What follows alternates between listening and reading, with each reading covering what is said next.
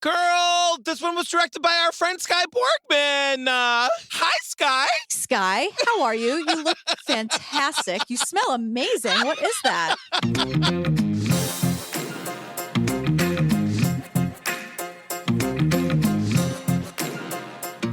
You guys, before we get to the show, just a reminder, if you want more Jillian and me, join us on the Patreon, where at the $5 level, you get over 150 full bonus episodes, ad-free, by the way, girl. Yeah, I feel like we don't say that enough. That's an important point. I know. Ad-free. Download and binge right this second. That's like a year's worth of you and me extra on the Patreon. If that's something you're into, I can't imagine why it would be, but if you're into it, come hang with us, won't you? We just finished The Vow. We did Tiger King, Don't F with Cats, Fear City, I'll Be Gone in the Dark. Yes, Serial, Making a Murderer, The Staircase to Jinx, Lorena, Menendez Brothers, Lacey Peterson, Jodi Arias, everything you've ever wanted us to cover in the long form, it's all right there on the page. Yeah, did we mention it's ad-free? Oh, right, we did.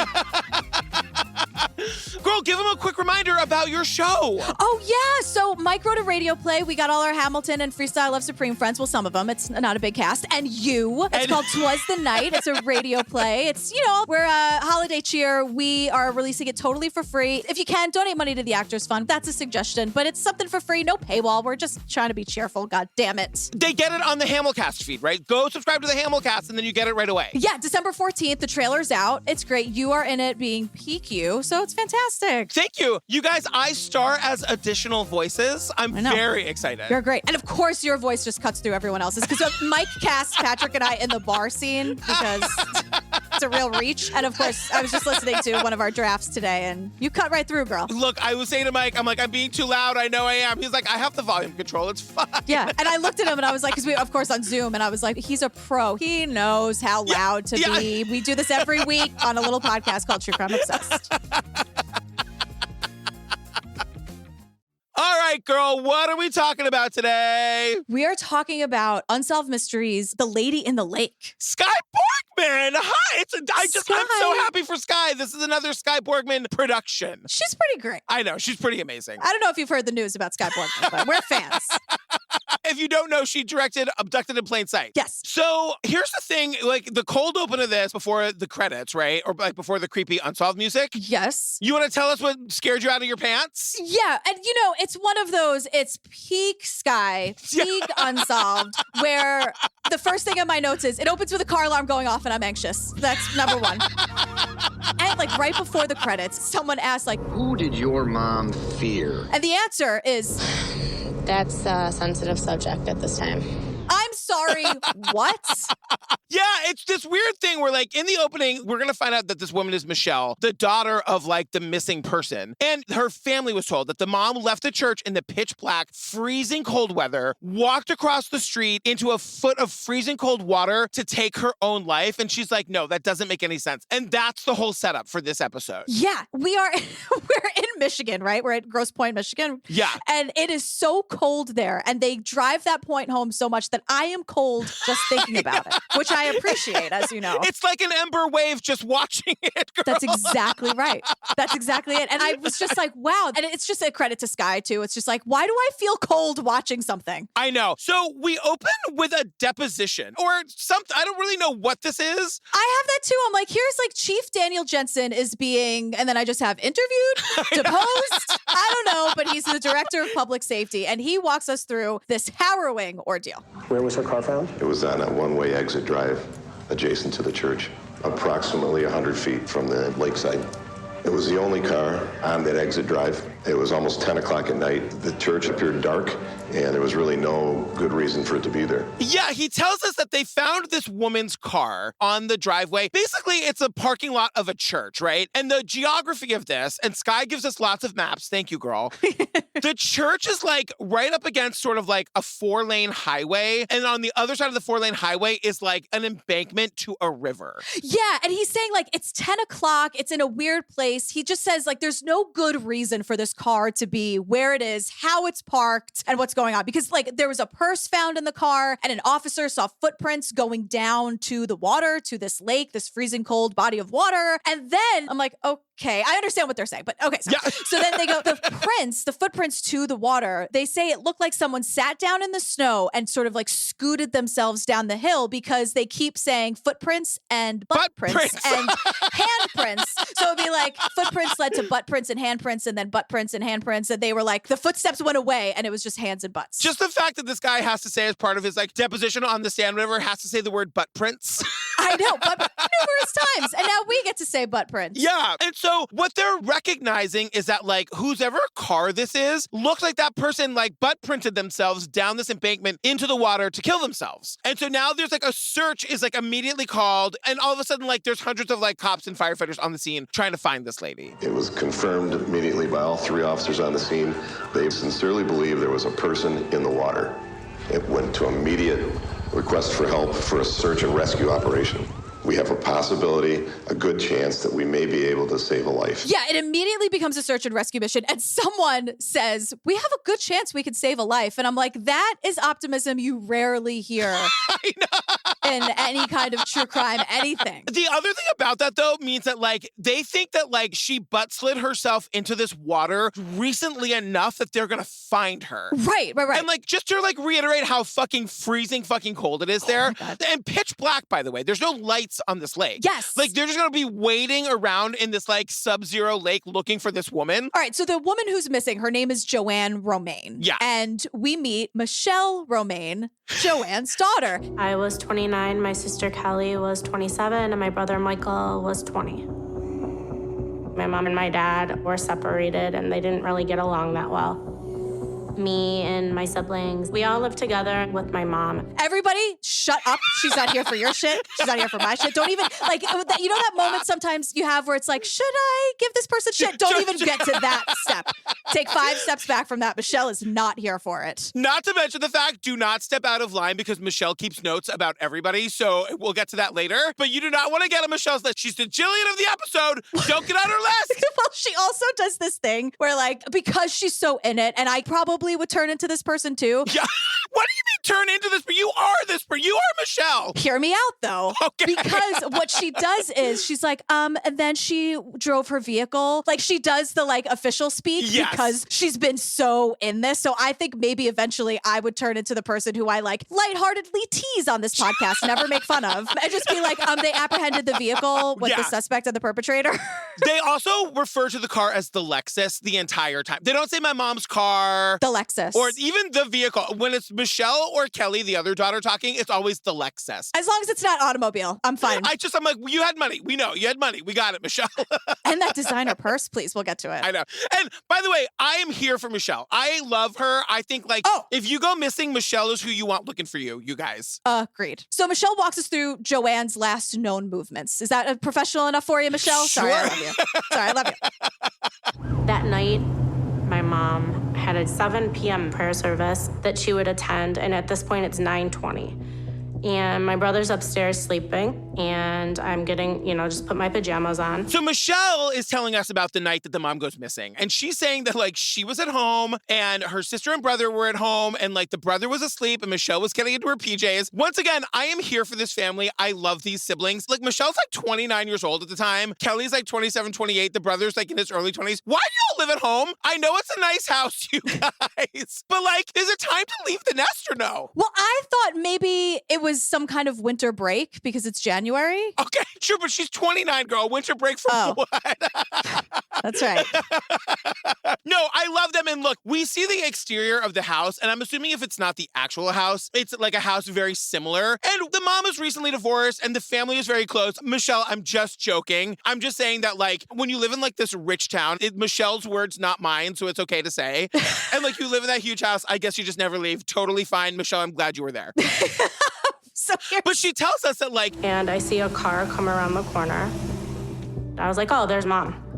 And I looked out, and it was a police officer. She hears a car pulling up outside, and she thinks like, oh, it's Mom. Because remember, Mom was supposed to be at church that night, and then she was coming home. But it's not the mom. It's a cop showing up to tell everybody that the mom is missing. Yeah, and they say that she's not there, but they found her car, now known as the Lexus, in the parking lot. And like, that is so fucking terrifying. So we also meet Kelly Romain, who's Michelle's sister and JoAnn's daughter. And she's like, we start calling her phone, like that second. And her phone's going right to voicemail, so her phone's off. We just start calling Mom immediately. Like, we just start calling her. Of course, that's the first thing you do, right? Yeah. And she just says, it's not even ringing. It's just going straight to voicemail. Yeah, and they're calling all the friends, and they're like, anybody that Mom might have gone to coffee with. It's such a church thing. It's like church and AA are the two places you go, and then you go for coffee after. Yes, absolutely. Yes. And then we also learned that JoAnn and her husband are separated, and they do not get along. No, and I kind of loved learning this about JoAnn because, like, badass Michelle is saying, My mom and my dad, they were married a long time, 25 years.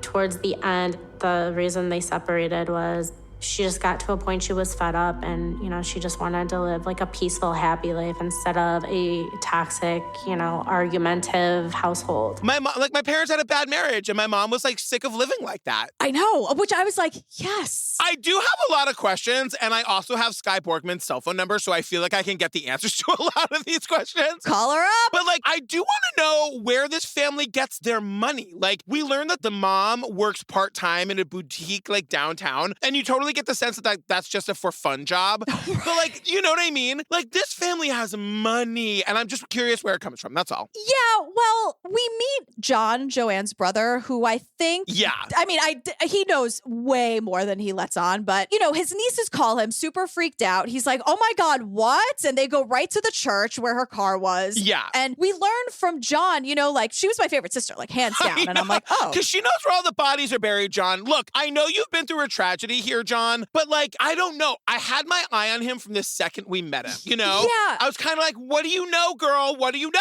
girl? I know, and we're super jaded. Right. Like, every time we see someone, I'm like, what's with you? What is that? Was that a smirk I see? What's going on there? He just doesn't quite seem, like, sad enough. And everyone grieves in their own way, and I totally know that, but, like, he's telling the story just a little too matter-of-factly. That's all. Yeah, and again, he knows we'll get to him later. He has a whole thing. So we're, like, all at the church now. Yeah, and I just wanted to point out that, like, Michelle is going to tell us. We're all running around the grounds of the church, and we are just searching through every spot you could possibly get into, inside the building, outside the building. They were running around like me, like, Mom, like all over the church, all over the parking lot. And you know how you always hear in stories like this, the cops being like, ma'am, I need you to like get in the car and go home talking to me. Like, ma'am. Stop being so hysterical. Right, yeah. It sounds like the family was just allowed to like run around the scene of the crime and like poke the cops in the arm and ask them questions. Yeah, I got that vibe too, which again, I think is like how it should be. I mean, like Paul Holes would be like, absolutely not. We need evidence. Like, you can't just have people running and screaming through a crime scene. And I'm like, now hold on a second. How dare you? Put on that blazer. So the car was parked in the driveway of the church. The car is locked.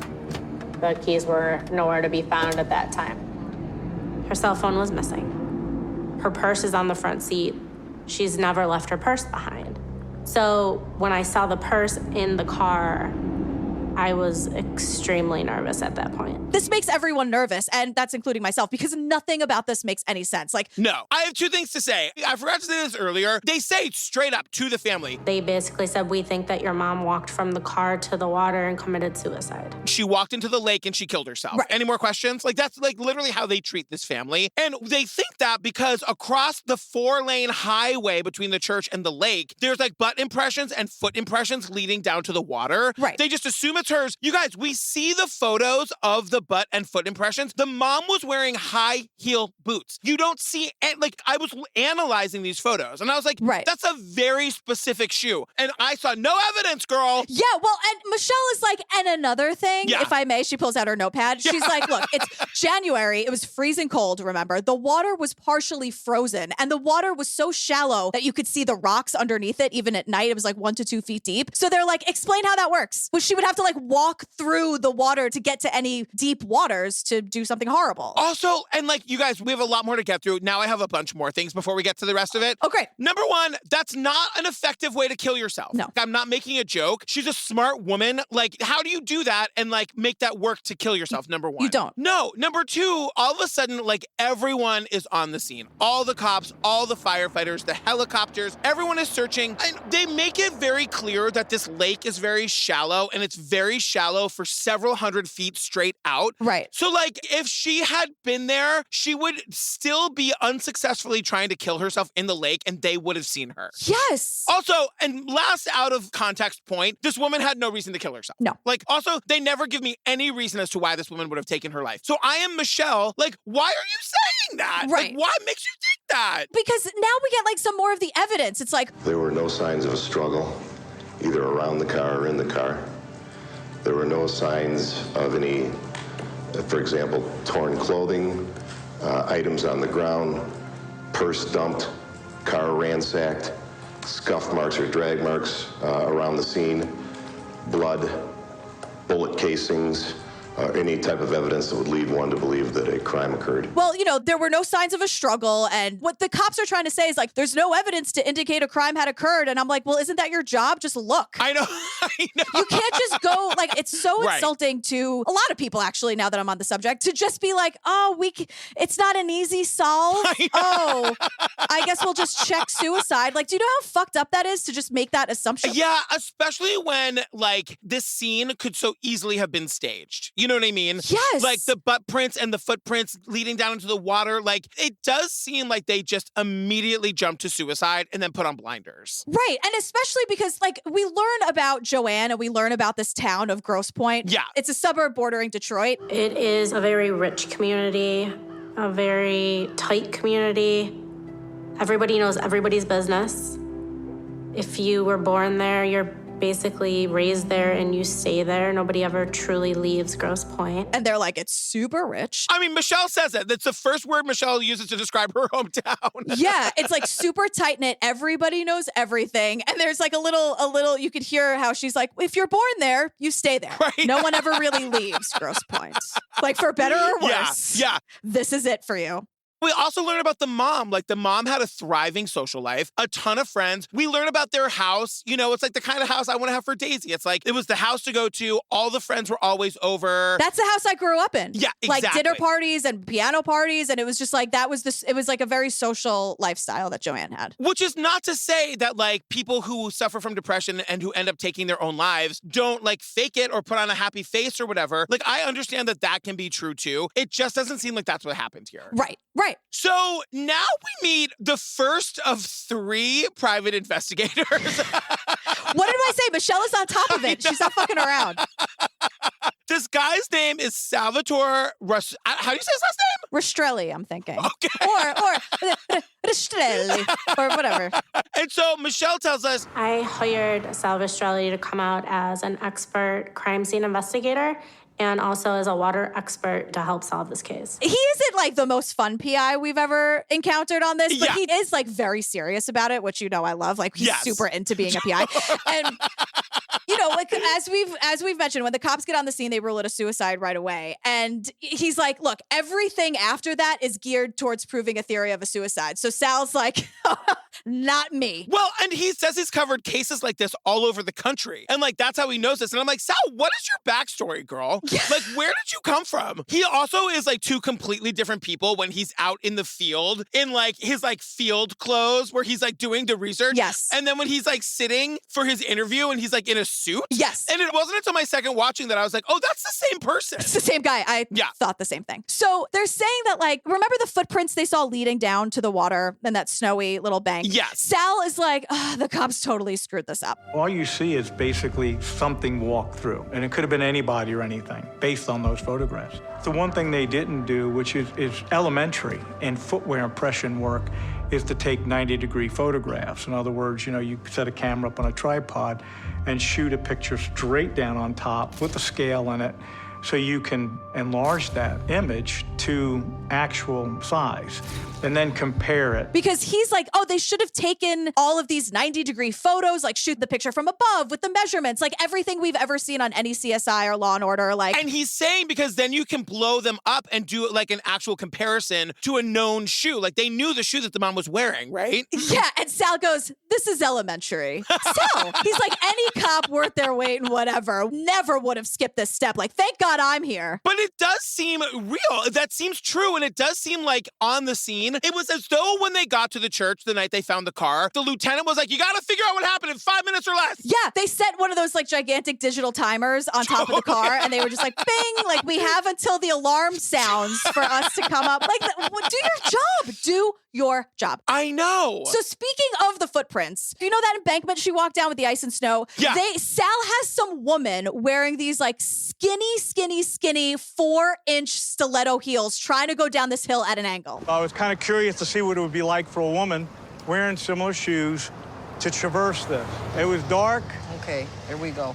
And it was full of snow and ice. And she was wearing shoes like you're wearing, which obviously is difficult for you and it's difficult for me. Please, let's let both go in. So we're there. We're on the scene. And so Sal is standing on this embankment and he's like, Sal is wearing jeans. Right. And he goes, I'm wondering what it would have been like for a woman to do this, to try to get down the embankment in those shoes. We then see Sal sit down and a person going to put on these stiletto heels wearing jeans. I thought it was Sal. I thought Sal was putting on the boots and he was going to do this himself. Oh my God. Sky, you missed an opportunity, girl. I know. But instead, they have this poor woman who I was so stressed out. I was like, she's going to break her ankle. She's going to fall and snap her neck. Because, first of all, there's no snow. It's the middle of the summer. So, like, that's the other thing. It's like this gorgeous summer day. And she's holding on to Sal for dear life. They both almost fall over like 10 times. It's really steep. And she's really trying to, like, inch by inch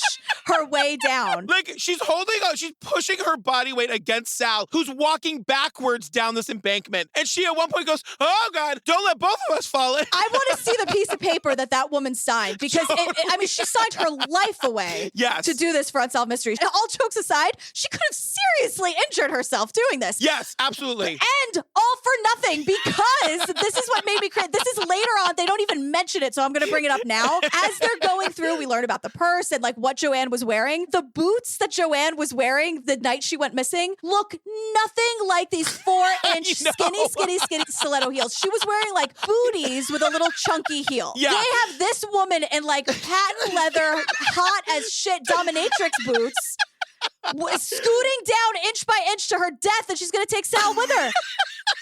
And then when she gets to the bottom and she feels like she's finally on solid ground, she like rolls her ankle. Yes. Let me tell you, I don't know how anyone walks in heels like that. I never could be able to do it. No, but like, where did they find this? Well, who is she? Is she an extra? Or does she know the family? Like, where did they find her? And why didn't Michelle or someone say, those weren't the boots my mom wore? Not even close. And all of that to say, she still couldn't. It's so steep with the snow and everything. It doesn't matter what kind of boots or booties or the heel. And it's impossible that she would be able to like walk her way down there. Yeah. When I saw the jeaned leg putting on the boot and I thought it was Sal, I was like, SKYE Elizabeth BORGMAN. You either did this fully for me or you weren't thinking at all when you did that it wasn't him. And then it was mad at SKYE. Right. Well, that was my journey when we just see a quick clip of what the boot actually looked like. I know.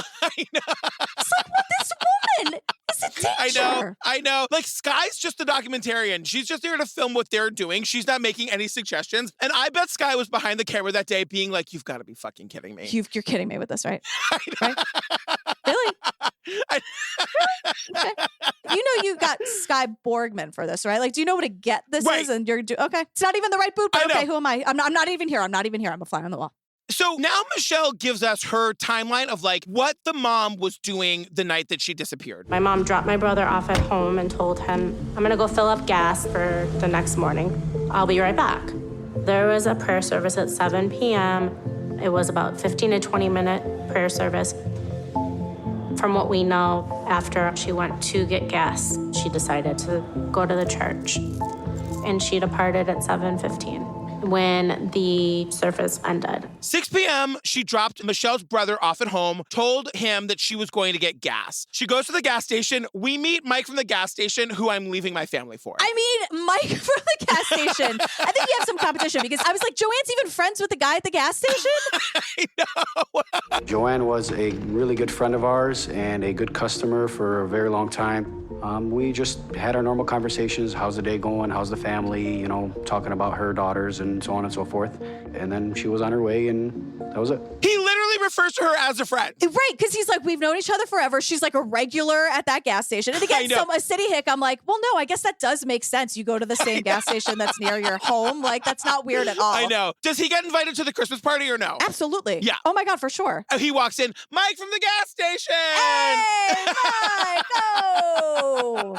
So by 7 p.m., JoAnn is at church and there are like 10 or 15 people there. It's a super small service. And a witness says she leaves at 7:15. And I'm like, that's pretty quick for a mass, no? I noticed that too, because I was like, oh, thank God. Who wants to be at church for longer than 10 minutes? Let's do those speed services. Everyone get behind the speedy Totally. mass services. Michelle tells us it was a prayer service. It was actually only like 15 minutes long. Also, Skye, these shots inside the church are gorgeous. Yes. Like, this church is so perfectly Unsolved Mysteries. It's scary, it's dark, it's creepy, but it's also beautiful. Yep. It's shadowy. It's like, it is so perfectly Unsolved Mysteries. It's fucking amazing. It's true. It's true. And now, so Michelle, within a month of her mom going missing, Michelle hires Bill Randall, retired FBI agent. So you guys, bye, Salvatore. I guess Michelle wasn't super down with your drag queen going down the embankment. She's moving on to the next guy. And you guys, this is not the last person Michelle hires. Originally, when Michelle and Kelly met with me and told me what had occurred, I said the first thing we needed to do was to get a copy of our mother's cell phone records. There was one number in particular. We called the number and found out it was a security company. So thanks to the phone records, we see that a week before JoAnn went missing, she reached out to a security company because JoAnn was trying to get in touch with an investigator. I mean, I think that means like she wanted to do some snooping and she wanted a professional to do it for her, right?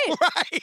Well, yeah, because we find out. So then John, the brother, who I've got my eye on, is saying that like right around that time, right before she went missing, she was acting really troubled, not herself. And he says she wouldn't tell me what the problem was, almost as if she did, it would be putting me or the kids in jeopardy. And everyone is just saying like she was acting weird, that like her coworkers are saying she was getting phone calls and she would have to step away and that was unlike her. And like Michelle tells us that the only place her mom felt safe was at church. I know. And I'm like, why isn't anyone doing anything about this? Like, that sounds crazy. Yeah, and then like enough people knew about something because apparently JoAnn thought that someone was intercepting her mail, which is a federal offense, as we've learned.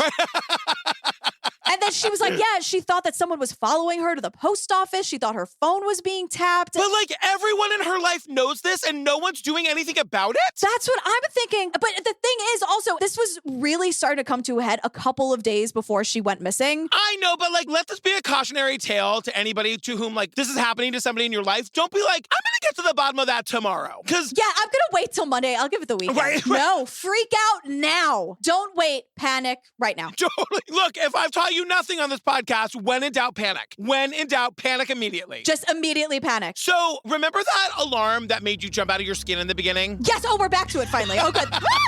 So we learned that there was a witness at the church that night that heard the alarm on the car at 7:20. And like the flashing lights saw the whole thing, but it only lasted 15 seconds and they didn't investigate it because it didn't seem like there was any like, you know, that just happens sometimes. Sometimes like your car alarm just goes off. Right. Or like, was it that little panic button on the key? Well, that's the other thing. And so at 7:35, there's another witness that leaves the church and sees that the Lexus isn't there. So the cops come on the scene sometime after 9 o'clock when the Lexus is there. The whole point of this is to say that she left the service at like 7:15. This witness comes out at 7:35. Her car isn't there. Right. And then at 9:15, the cops find the car in the parking lot. So it left and came back. It was like someone moved the car and put it close to the very same spot, although not exactly the same spot.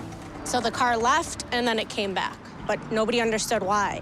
How could this have happened? Right. When it came back, it was like close enough to the same spot, but not exact. Like they didn't do a great job. Or they said that they put it somewhere where it would be noticed. Right. Yeah, because it was parked on that weird angle. Yeah. So like that's the night that she goes missing. So now it's 70 days later, March 20th, 2010. Michelle gets a call from a detective and they found her mom's body. I got a call from a detective. You need to call me back. At this moment, I'm thinking worst case scenario, like obviously something bad's happened. Michelle comes out of her bedroom and she's like, they found Mom. It's like a sinking feeling. Like 70 days later, the body turned up. It was 35 miles away from where the cops allege she entered the water. The body was found in a place called Balboa Island, basically in the Detroit River on the Canada side. So like the Detroit River is the border between Detroit and Canada. Yeah, that threw me for a loop real quick as someone who Even I knew that, girl. doesn't spend a whole lot of time looking at a map. I was like, Detroit to Ontario, that's like 800 miles. And then they were like 35. I was like, oh, okay. And now Michelle is on a boat getting shit done with our third investigator that she's hired. This guy, Scott Lewis. He was investigative reporter for like 25 years in Detroit. And then he retired and he's like, you know what I'm going to do in my spare time? Be a PI. Can I say something about this guy? Yeah. So this guy, Scott Lewis, like he's fine, whatever. He says to the camera. But first, I wasn't sure if this was a kind of case I would want to get into. So what I told Michelle is that if I review your case and I think there's even a chance that this was a suicide, I'm done. But if I find that it was a murder, I'm in. And my question was like, Scott, were you hired just to figure out what happened, girl? Like, why do you care if it's a suicide or a murder? Aren't we just trying to get to the bottom of it, girl? Yeah, well, I think this is a little bit of Michelle coming through Scott because Michelle has been through it here. And she really is trying to get to the bottom of it. And so I think he was like, don't fuck me on this, Michelle. Don't lie to me here. My time is valuable.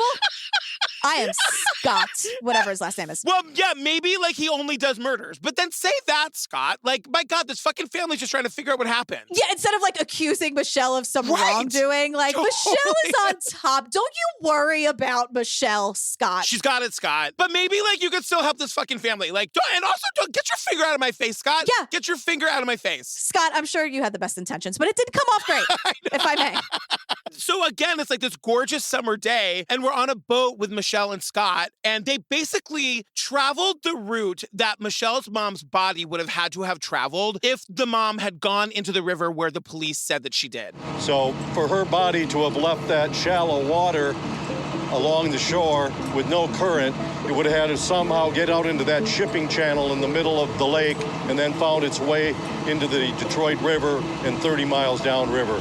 That's a little bit of a stretch for me. To take you back, the water where the police say JoAnn went into the lake was 2 feet deep for like several hundred yards out. Right. And in order for her to get to where they found her 35 miles away, she would have had to have floated into a shipping channel that you can only get into if you're so far out in the lake, like several hundred yards out, that you get caught up in a current. But the part where they say she went in didn't have any current. So like, it feels impossible to me and it feels impossible to Michelle. And it feels impossible to Scott because this is the moment where Scott's like, all right, I'm in. Right.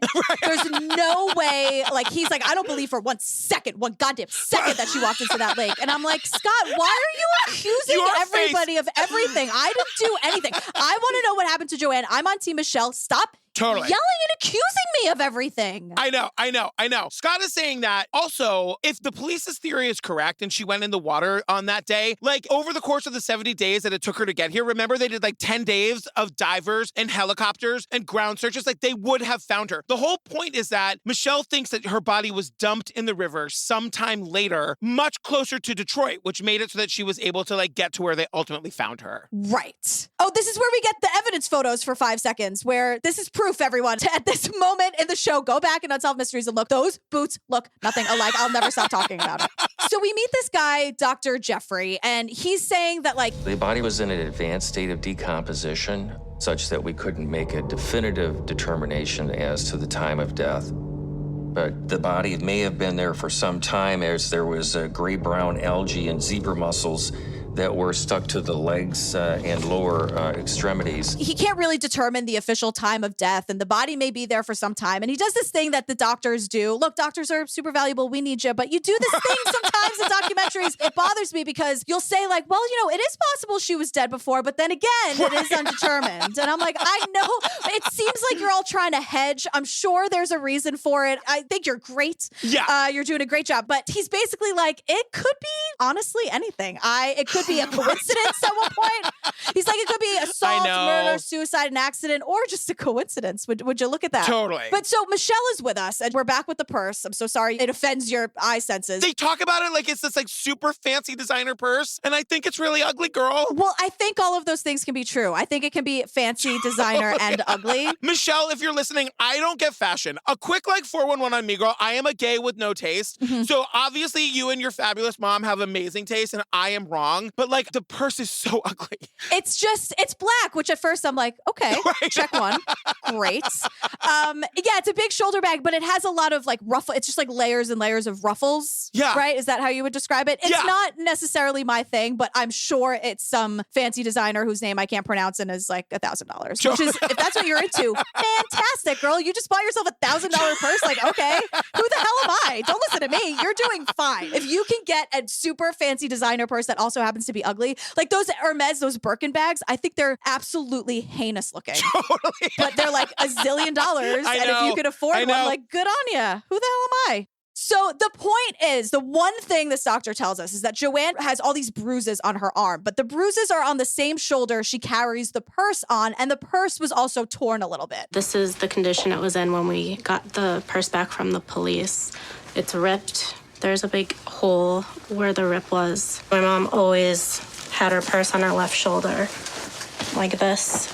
And she had contusions on her upper left arm, which is the same place that she carried her purse. So Michelle is saying like that right there is evidence enough of foul play. She's saying she thinks somebody came up behind her mom as she was getting into the car, like ripped the bag, like pulled the bag hard enough that it created like contusions on the shoulder and ripped the bag. And I don't know about that. Like I understand that should be looked into. I understand that. Sure. But like when we see the cop on the stand and being questioned, like, why didn't you consider that evidence of a crime? And he's like, well, the bag wasn't ripped on the strap. It was ripped somewhere random on the purse, you know? And also, like, it wasn't pulled hard enough to break a latch or to break anything, like, actually break off the purse. I just don't think you can pull a purse hard enough to, like, create bruising in a shoulder. Yeah, I'm trying to visualize it, right? So if you're pulling it, I feel like before anything, the purse would slide off the shoulder before it ripped or before it was pulled down in a way. Yes. Now, on the other hand, though, I happen to know that women and a lot of moms carry purses that are way too heavy for them all the time. Totally. And JoAnn was like a little lady, so that's true. And that purse is gigantic. So she seems like one of those women who is just has like everything. She's one of the like the moms that like Michael Scott's like, you're a mom, you have like snacks in your purse, right? Like JoAnn had like her whole life in that thing and it was really big and it's what she always had. So I also wouldn't be surprised if like that was just like a bra strap bruise or just something from carrying this really, really heavy bag. But I still think the cops should have tested it for DNA, but that's just me. And that is enough evidence to say like maybe a crime was committed here. The other thing too, though, about JoAnn, just knowing Michelle as well as I do, JoAnn strikes me as the kind of woman who like, if she thought she was being mugged, she's gonna grab that purse strap and fight for her fucking life with it. So like, maybe there was bruising because she like didn't just let it go. Like she turned around and like tried to fight the guy off. Like that's all possible too. Right. Yeah. And we're also learning too, like when they found JoAnn, her car keys were found zipped up in her coat pocket. Like everything was zipped up. And her coat itself was zipped all the way up. And Michelle is saying, my mom would never have done that. Now, what bothers me about that is that everything was zipped up. Her coat pockets were zipped up. Her jacket was zipped up to her chin. That didn't make sense because she never zipped up her jacket. It's not something she would have done. So I have one thought on all of this. Okay. My only thought about JoAnn going into the water on her own, possibly, and then some weird accident happening. So the two things that are missing, her cell phone and a rosary. We never see the rosary again. Right. Is there any chance that JoAnn was over there for any reason and like the rosary fell into the water and she was going down to get it and she fell in somehow and died? Like that's the only thing I can think that makes any sense as to why she would have put herself in the water. Yeah, because she did. And another thing, I'm sorry, I'm going back to the boot, but it's relevant. Why would we risk this other woman's life with the stiletto heels if we spent the first 10 minutes of this episode focusing on the butt prints? Right. So, like, if you're scooting yourself down this hill to get something important, maybe? Yeah. And then you slipped and fell and something horrible happened. I feel like, wouldn't that show up in the test that the doctor did? Am I crazy? Yeah, it's the only thing I can think of because Michelle's theory is that somebody pulled the purse off the mom and then shoved the mom into the car and then drove her down towards Detroit, rendered her unconscious or killed her, and then put her body in the river there and then drove the car back to the church. That that seems to be the most likely scenario. The only other, like, she went into the water on her own thing I could see happening was, like, she was going in to get something. But again, she would have had to have crossed those 4 lanes. Like, there's no reason for her to have been over there. Earlier in the episode, Kelly goes, not my mom. Yeah, She hell was no. like... And again, we'll get into this more in a minute, but like, there was no reason for her to kill herself. No. Like, there's no reason for her to kill herself. Why would you even think that? So it's time for some family drama. We got some family drama. And look, I know. I have a ton of it in my life. I understand siblings who hate each other. I'm an only child, but I know siblings in my family who are garbage. Because Michelle is going to tell us her suspects. The cops literally asked Michelle for a list of suspects, and she's like, I thought you'd never ask, girl. Let me tell you, in my version of it, Michelle just walks right up and says, and slam, here are the suspects. They didn't ask. She told. And because she's like, well, right off the bat, I told police to look at my father. And I'm like, record scratch, what? I know.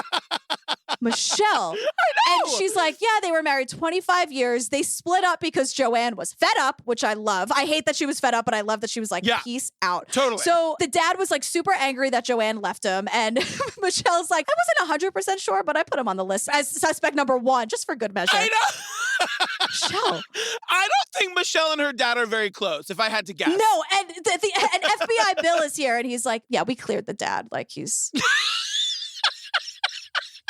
like hush tone, like that's suspect number 1. Don't tell Michelle, but like the dad's like garbage, I guess, but like we totally cleared him. Yeah, totally. And then Michelle's like, my second suspect is my mother's brother, John, the one who you've been talking to for the last hour and a half. What the what? Twist! I don't think he did anything, but I thought that there could have been people out to get John, and it could have been a revenge on my mom because of him. John has a interesting past, a lot of business deals that hadn't gone right, and a lot of people that he allegedly owed money to. So she thinks he's wrapped up in this somehow. Yeah, because we learn from John himself, he's like, yeah, girl. Well, in 2009 and 10, I was struggling financially. The real estate depression hit. It was awful for everybody that had any real estate liabilities at all. So I owed a lot of money to certain people. John was in the real estate game, and when the market crashed, he lost a ton of money. And I guess I only know this from Fear City, but I guess everybody who works in construction is connected to the mafia, because he's saying like he owed a ton of people a lot of money. And John says this so fucking matter-of-factly, like right to SKYE BORGMAN's face. He's like, it's possible that someone I had dealings with could have murdered JoAnn.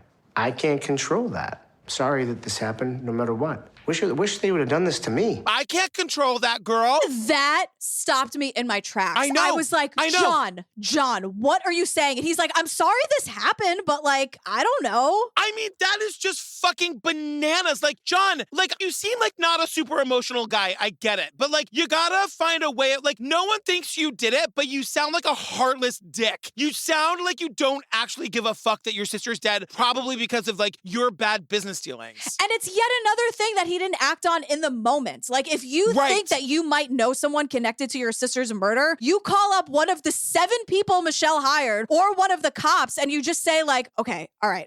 So I know this guy, and we had this fight, and maybe like he's a bad enough guy that he would try to hurt me through my sister. Like, I don't know, but whatever. And he didn't do any of that until Unsolved Mysteries came, and now he's acting like a dick. I don't like it. Right. I don't like it. Sometimes people in these documentaries just don't care how they come off, and that baffles me, girl. It baffles me, girl. It baffles me too. I don't get it. So now we're at the top of Michelle's list. Her number 1 suspect is her cousin Tim, who's a cop. Tim is a first cousin of my mom. There is an estranged relationship between Tim and my mom. We had a big family, a big loving family. But as soon as my grandma had passed in 1994, the family just started falling apart. This is where I wrote in big red letters, Michelle gives no fucks and is spilling all the tea. Michelle, you're talking about people that you think had your mother murdered and you don't care. You're just naming all the names, girl. I love ya. I felt, I really like Michelle, especially in this moment. I'll say that. So Tim is JoAnn's first cousin. They had a terrible relationship. And this happens all the time. I know from experience. Yeah. When their grandmother died in 1994, like everything went to shit. Siblings were suing each other over wills and estates, and that happens all the time. I had to look it up because I was like, we only see one shot of the grandma, and she's like in a house dress, looking like any normal middle-class person. You guys, the estate was worth $20 million. Yeah. And it was supposed to be divided equally amongst like all the children, so 6 ways. How did they get their money, girl? Where did that money come from? I don't know, but also I'm thinking, I think maybe because it hits too close to home, what are you fighting about if you all get it equally? I know. You know, you get less money Right. if you fight about it with the lawyers. Just take the money and run and then hate each other from afar with their gigantic bank accounts. It's so much easier. But I feel like that's what happened. I feel like whoever the executor wasn't dividing the money properly. Right. And then that's where this shit all goes wrong. Why do people do that? Just divide the money. But why can they do that? Right. If it's in the will that they should all be, you know what I mean? Like, why can someone say, well, actually? Right. Like, what's the point of a will then? Exactly. I don't know anything. Anyway. But right before JoAnn disappears, she and Tim have this gigantic fight on the phone. And we learn, like, through people who overheard it, like Michelle was kind of in the room and she was like, my mom was screaming at Tim saying, like, how did you get my number? Never contact me again. Leave me and my family alone. And then she like hangs up and she's like, oh, she's all upset. And she turns to Michelle. And according to Michelle says, if something bad happens to me, it was Tim. So either JoAnn is like kind of like me and kind of dramatic, or there's like some serious shit background story we're not getting on how crazy this family is. Yeah. Like that's a crazy thing to say about somebody that you're related to. But then again, Michelle, who I love, and I honestly, like she's a hero. She's the hero of the story. But it's like when someone says that to you, what are you supposed to do? Like, how do you make it so that that person then can't kill your mother? I know. I don't know what the next step is either, but I'd like to know so that we can save a couple lives. If anyone knows, please advise. DM. You can help solve the mystery. Yes, we can never have another episode of Unsolved Mysteries ever again. And the other thing that the PI from the FBI says, I did speak with Tim Matouk, and I found him to be credible. I didn't find anything that would indicate that he had anything to do with her disappearance. he's like, look, this guy Tim is a total fucking dirtbag, but I did talk to him and I found him credible. Like, I did not find any evidence that he was involved in this. And that just brings it back to like, then fucking who? I know, because, and like, SKYE! You didn't do it. I'm just saying, like, I know. It helps to get it out somehow. And sometimes I just have to yell at somebody. I'm sorry, Skye. So FBI Bill clears Tim, the cousin or whatever. The cops don't think there's any foul play here at all. FBI Bill has zero answers. So it cuts back to FBI Bill, and he's looking at me, and I'm thinking, are we going to learn something here? And Bill goes, All the facts that I've obtained through my interviews indicate to me that I really can't determine. I can't determine whether she took her own life or whether it was done through other criminal means. so when you really get right down to it, we have no idea what happened, girl. Yeah. If she took her own life, did she die through other means? Nobody ever really knows, girl. Yeah. And Bill literally says, like, I feel like he says to me, Patrick, girl, did you forget this is called Unsolved Mysteries, girl? I was going to say, FBI Bill is here to say, you know what you press play on, right? You know what you're watching? This is the second to last episode of the new reboot of Unsolved Mysteries on Netflix. You've watched 11 of these, girl. What do you think? How do you think it's going to go this time, girl? Every single time I think we're going to find out what happened. We don't. Oh, never. We never know. We never find out. Ugh. So we end with some on-screen text, and Michelle and her family sued the city of Grosse Pointe Farms and additional defendants who, I don't know, for conspiracy to cover up JoAnn's murder, because now they think that because they were deeming it a suicide, that was part of a cover-up to not actually get to the bottom of it. Yeah. And it was dismissed by all the courts, and the U.S. District Attorney Judge also stipulated that there are disputed facts in this matter, and there are very disturbing parts of this case, but to this day, it remains unsolved. Thanks. Great job, everybody. But I really mean that, Michelle. You did great.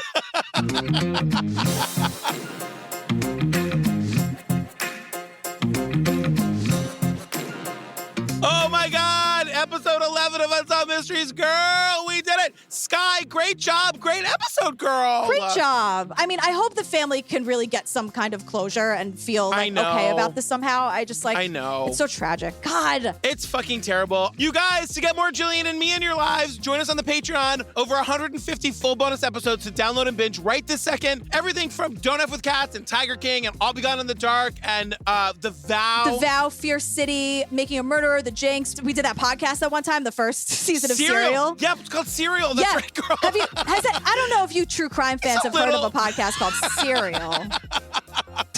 But we covered it. We did that. It's ad-free versions of these episodes, after parties, quarantine check-ins, so much stuff over there on the Patreon. You guys know where to find it. It's endless, really. It's true. It's endless. Whether you think that's a good thing or not, that's up to you. But there's a lot of stuff there. A lot of hours for you. Tell the people where they can find us, girl. They can find us at truecrimeobsessed.com. That has our calendar and the merch and, our episodes. And you can find us at True Crime Obsess on Twitter. That's obsessed with no ED. And True Crime Obsessed Podcast on Instagram. And they can find you at Jillian with a G on all the things. I'm at Patrick Hines _ in the Instagram, at Patrick Hines on Twitter. I'm loving you, girl. Loving you. All right, you guys, we'll see you next week. We'll see you. Thanks for hanging with us. All right, bye. Maybe we'll solve it one day, right? Someday. Can you just let me have it? Just let me have it that one day it'll be solved. I need it. I need this. We're going to do it for this. GP, you guys. Just let me have it. Bye. My Skye impression. I directed Abducted in plain sight. Yeah, that's exact. Oh, it's almost like Skye is here with us. Skye has never raised her voice above a whisper in her life. No, she is not you. She is not me. You should have seen the two of us working on a project together. It was something to behold. The purse is ugly. And that's okay. Yeah, that doesn't, we're not saying anything bad about JoAnn or Michelle. No. The opposite. It's just not our style, Yeah, and that's okay. exactly. Do we have style? No. But it doesn't matter.